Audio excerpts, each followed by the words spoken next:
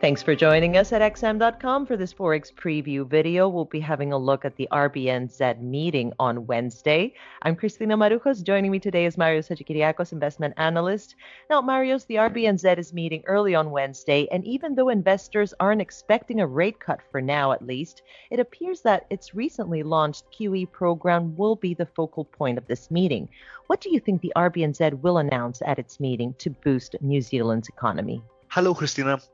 Well, there's good news and bad news out of New Zealand lately. So the good news, the nation handled the healthcare crisis itself very well. So they've reached a point where new infections are almost non-existent. They even have days when there are zero new infections. So that plays out well in the sense that the government can now reopen the economy with very little risk of second waves of infection and therefore a very low risk of shutting the economy down in the future again. Now, the bad news are that, like every other place, New Zealand has been hit very hard. Economic data are awful coming out of the nation, and the situation won't get back to normal anytime soon. Even after the economy reopens, we're going to have social distancing rules. The tourism industry will get decimated, exports will struggle, and so on. So we'll probably need some more stimulus. Now, what is the RBNZ likely to do? I don't think they're going to cut rates at this meeting. They already have rates very low, and going even lower would likely hurt the banking system. That's something that's been tried in Europe, and it hasn't been very successful. So even though they've teased it a little bit, I don't think they will actually do it anytime soon. Now, what they can do and what they should do is expanding their QE quantitative easing program. So in that sense, they can help the government with its stimulus packages. They can help finance the government's massive fiscal stimulus packages. And of course, the RBNZ meeting is going to be very important for the Kiwi as well. How do you think it will move this week? Well, here's the thing.